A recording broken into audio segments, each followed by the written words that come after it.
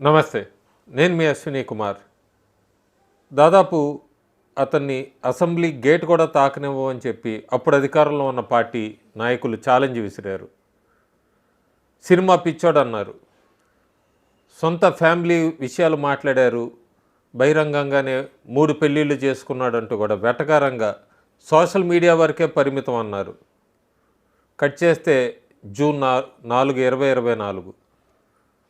ఆ తర్వాత జరిగిన పరిణామాలందరికీ తెలిసిందే. ఎవరి గురించి మాట్లాడుతున్నారంటే ఆంధ్రప్రదేశ్ డిప్యూటీ సీఎం, జనసేన నాయకుడు పవన్ కళ్యాణ్.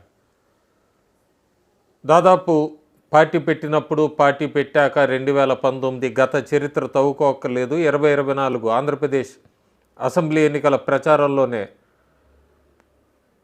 వైఎస్ఆర్సీపీ ఎక్కువ ఫోకస్ టార్గెట్ పెట్టింది అంటే అది పవన్ కళ్యాణ్ మీదే అని క్లియర్గా చెప్పచ్చు. చంద్రబాబు నాయుడు, లోకేష్ కన్నా కూడా గురి పెట్టింది కూడా పవన్ కళ్యాణ్ మీదే. పవన్ కళ్యాణ్ ఆ సంగతి తెలిసే అధపాతాళానికి తొక్కేస్తానంటూ కూడా ఆయన అప్పుడు స్పీచ్లు ఇచ్చింది. యువతని బాగా కదిలించి వేసింది. వైఎస్ఆర్సీపీ కూడా బ్యాక్ ఫుట్ వేసిందని చెప్పచ్చు, వెనకడుగు వేసింది, ఒక ఆలోచనలో పడింది. ఆ తర్వాత అది ఏమిటి అని తెలుసుకునే లోపలే 11 స్థానాలకి పరిమితం చేశారు ఆంధ్రప్రదేశ్ ఓటర్లు. 6 నెలల తర్వాత చూస్తే ప్రస్తుతం ఆంధ్రప్రదేశ్ డిప్యూటీ సీఎం దక్షిణ భారతదేశాన్ని దాటి మహారాష్ట్రలో కౌనాయా కౌనాయా హిందూ షేర్ ఆయా అనే స్లోగన్స్ పవన్ కళ్యాణ్కి వినబడుతున్నాయంటే పవన్ కళ్యాణ్ పేరు ప్రస్తుతం ఎక్కడి దాకా వెళ్ళిపోయింది అనేది ఆలోచించుకోవచ్చు. అసెంబ్లీ గేట్ కాదు, దాదాపు భారతదేశం మొత్తం మారుమోగుతోంది అంటే అతిశయోక్తి కాదు. హిందూ యోధా వచ్చాడు, సనాతన ధర్మాన్ని కాపాడతాడు. మహారాష్ట్ర క్యాంపెయిన్లో పవన్ కళ్యాణ్ స్టేజ్ ఎక్కుతుండగా అక్కడికి వచ్చిన క్రౌడ్ కానీ లేదంటే మహాయుతి అభిమానులు కానీ ఇచ్చిన స్లోగన్స్. పవన్ కళ్యాణ్ ప్రస్తుతం దక్షిణ భారతదేశంలో సనాతన ధర్మాన్ని గురించి మాట్లాడాడు. మహారాష్ట్ర క్యాంపెయిన్లో కూడా అదే సనాతన ధర్మ పిచ్చిని మళ్ళీ ఇంకొకసారి గట్టిగా ఒక్కడించి చెప్పాడు. చాలా గట్టిగా చెప్పాడు ఆయన. ఎక్కడో హైదరాబాద్ నుంచి వస్తారు, ఎక్కడ ఏ నాయకుడి పేరు తీసుకురాకుండా హైదరాబాద్ నుంచి వస్తారు, తలవార్లు తీసుకొని వస్తామంటున్నారు.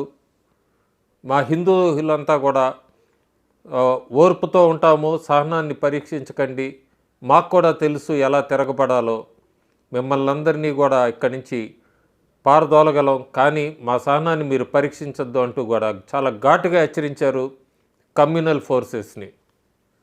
పవన్ కళ్యాణ్ 2024 ఎన్నికల తర్వాత, ఫలితాల తర్వాత చాలా మార్పు కనబడుతోంది. ఆయన దగ్గర నుంచి చూసిన వ్యక్తులు కూడా దాదాపు 90ల నుంచే ఆయనతో ప్రయాణం చేసిన వ్యక్తులు కూడా ఆయనలో చాలా మార్పు వచ్చింది అన్నది కూడా చాలా స్పష్టంగా చెప్తున్నారు. కొంతమంది అనుకున్నారు ఇదేదో కొత్త వేషధారణ అనుకున్నారు, కొంతమంది ఎన్నికల వరకే ఈయన ఇట్లా మాట్లాడతారు అనుకున్నారు. ఎన్నికలు అయ్యాక కూడా దేవాలయాల మీద దోపిడీలు జరిగినప్పుడు, దేవాలయాల మీద దాడి జరిగినప్పుడు, లేదా గత 2 వారాల కిందట ఆంధ్రాలో ఒక స్కూల్లో మత మార్పులు జరుగుతున్నాయని తెలిసినప్పుడు మొట్టమొదటి వ్యక్తి, గొంతు వినిపించిన వ్యక్తి, ఖండించిన వ్యక్తి, అండగా నిలబడతానన్న వ్యక్తి పవన్ కళ్యాణ్. హిందువులకి లేదా హిందుత్వాకి, సనాతన ధర్మానికి దక్షిణ భారతదేశం నుంచి ఒక కొత్త నాయకుడు వచ్చాడని ప్రస్తుతం మాట్లాడుకుంటున్నారు. తమిళనాడులో ద్రవిడియన్ పార్టీస్ లాంటి వాళ్ళు, లేదా అధికారంలో ఉన్న డిఎంకే పార్టీ, ప్రస్తుత తమిళనాడు డిప్యూటీ సీఎం ఉదయనిధి స్టాలిన్ లాంటి వాళ్ళకు కూడా తమిళనాడు వెళ్ళి ప్రచారంలో చాలా గట్టిగా హెచ్చరించారు పవన్ కళ్యాణ్. ఈ వాయిసే ఇన్ని సంవత్సరాలు కరువైంది. బీజేపీ నాయకులు చాలా చోట్ల మాట్లాడినా కూడా మళ్ళీ అది ఆచితూచి మాట్లాడాల్సి వచ్చింది. ఎక్కడ ఎలక్షన్ కోడ్ అమల్లో లేదా ఒక పార్టీకి ఆ ముద్ర పడిపోతుందేమో అని అన్నారు. కానీ పవన్ కళ్యాణ్ వెనక ముందు ఏం ఆలోచించలేదు. చెప్పాలనుకున్నది చాలా క్లారిటీగా చెప్తున్నాడు ఆయన. సనాతన ధర్మాన్ని కాపాడటం కోసమే నేను వస్తున్నాను, నేను ముందుంటాను అంటూ. మహారాష్ట్ర క్యాంపెయిన్కి వెళ్ళే ముందు కూడా చాలామంది మహారాష్ట్ర క్యాంపెయిన్కి పవన్ కళ్యాణ్ ఎందుకు, చాలామంది ఉన్నారు, సెలబ్రిటీస్ ఉన్నారు, లేదా వేరే పార్టీ నాయకులు ఉన్నారు, ఎన్డీఏ మిత్రపక్షాలు చాలా ఉన్నాయన్నా కూడా బీజేపీ నాయకత్వం చాలా ఆలోచించి పవన్ కళ్యాణ్ని మహారాష్ట్ర క్యాంపెయిన్కి పంపించింది.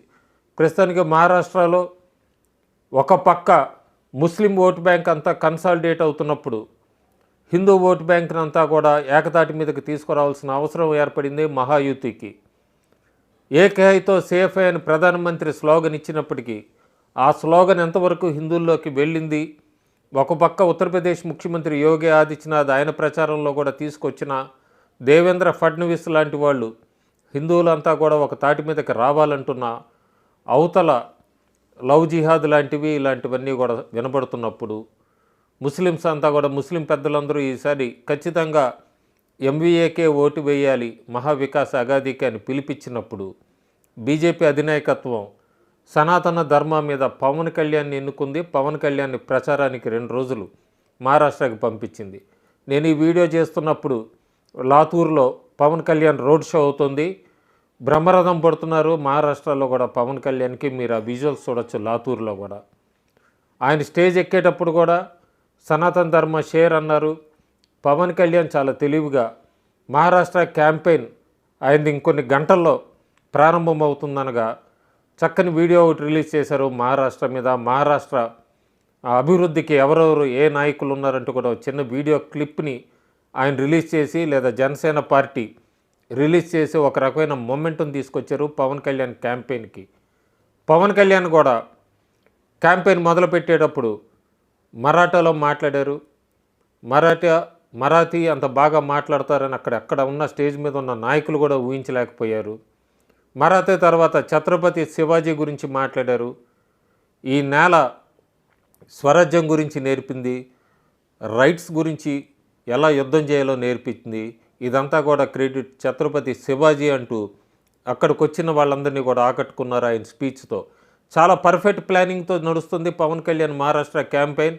ఒక పక్క Hindu vote bank unity, Hindu vote split కాకుండా తీసుకురావటం, సనాతన ధర్మ గురించి చెప్పడం, ఇంకో పక్క కమ్యూనల్ ఫోర్సెస్ గట్టిగా కూడా భారతదేశం ఒకప్పుడు మతం పరంగా విడిపోయింది, ఇంకా మీరు ప్రయత్నించకండి అంటూ కూడా వాళ్ళకి ఘాటుగా విమర్శలు ఇప్పించటం, ఇంకో పక్క మహావికాస్ అగాది ఎన్ని కుట్రలు కుతంత్రాలు చేస్తుంది. మహాయుతికి ఎందుకు ఓటు వేయాలి, మహాయుతి గెలిస్తే మహారాష్ట్ర ఎట్లా అభివృద్ధిలోకి వెళ్తుందంటూ కూడా చక్కగా తీసుకొని వచ్చారు. కొంతమంది తెలుగు రాష్ట్రాల నుంచి వేరే పార్టీ నాయకులు మాట్లాడినప్పటికీ ప్రచారంకి వచ్చినప్పటికీ ఆంధ్రప్రదేశ్ డిప్యూటీ సీఎంకి మహారాష్ట్రలో వస్తున్న రెస్పాన్స్ బట్టి చెప్పచ్చు పవన్ కళ్యాణ్ సనాతన ధర్మతో ఎంత ముందుకు వెళ్ళిపోతున్నాడు అనేది.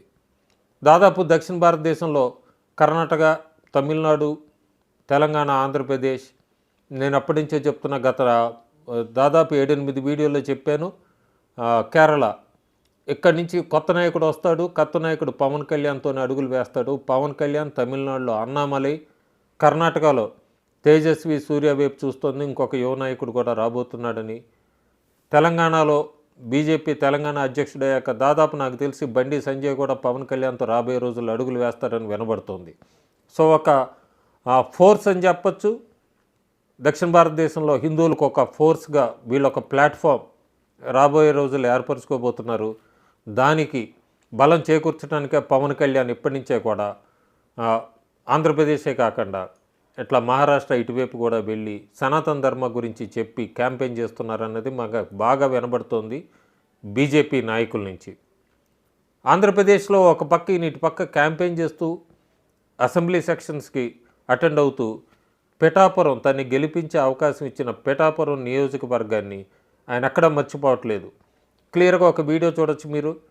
పిఠాపురం నియోజకవర్గానికి సంబంధించి ఒక పల్లెటూరులో అప్పుడే అట్లా రోడ్లు అన్నీ కూడా ఎంత మారిపోయినాయి అన్నది. అభివృద్ధి కూడా మొదలుపెట్టారు. పంచాయతీరాజ్ శాఖకి ఫండ్స్ వస్తే ఎట్లా దాన్ని యూటిలైజ్ చేయాలి, గత ప్రభుత్వాలు ఎందుకు ఉపయోగించలేదు లేదా డైవర్షన్ ఆ ఫండ్స్ని అంతా ఎట్లా చేసినాయి విడమతి చెప్పారు. వైజాగ్లో ఒక రోడ్లో ఆయన ఎన్నికల ప్రచారం అప్పుడు ఆ రోడ్లంతా గతుకులుగా ఉంటే దాన్ని వెంటనే గాజువాకు సంబంధించి అట్లా అంతా కూడా వెంటనే దాన్ని రోడ్ వర్క్ కూడా పూర్తి చేయించారు. అంతేకాకుండా ఆయన ఆంధ్రప్రదేశ్ ఎట్లా ముందుకు వెళ్ళాలి, వచ్చే ఎన్నికల్లో కూడా జనసేన, బీజేపీ, తెలుగుదేశం ఈ కలిసికట్టుగానే ఉంటాయి కానీ ఇది విడిపోవు అంటూ కూడా ప్రతిపక్షాలని హెచ్చరించారు కూడా. సో ఇప్పుడు ప్రస్తుతం పవన్ కళ్యాణ్ దక్షిణ భారతదేశానికే కాకుండా భారతదేశానికి ఒక హిందూ యోధాగా వర్ణిస్తున్నారు మరాఠీ ప్రజలు. మరి పవన్ కళ్యాణ్ చేసిన ప్రచారం మహాయుతికి ఎంతవరకు అడ్వాంటేజ్ అవుతుంది? హిందూ ఓట్స్ అన్ని కన్సల్టేట్ అవుతాయా? హిందువులు మహాయుతికి ఓటేస్తారో ఓటింగ్ డే నాడు? ఇవన్నీ కూడా మనకి నవంబర్ 24వ తారీఖు దాకా తెలియదు. అప్పటిదాకా వేచి చూద్దాం. ప్రస్తుతానికైతే పవన్ కళ్యాణ్ మహారాష్ట్ర ఎన్నికలకి మహాయుతికి ఒక పాజిటివ్ మొమెంటం తీసుకొచ్చారు సనాతన ధర్మ పేరుతో అయితే మాత్రం చెప్పచ్చు. Thank you.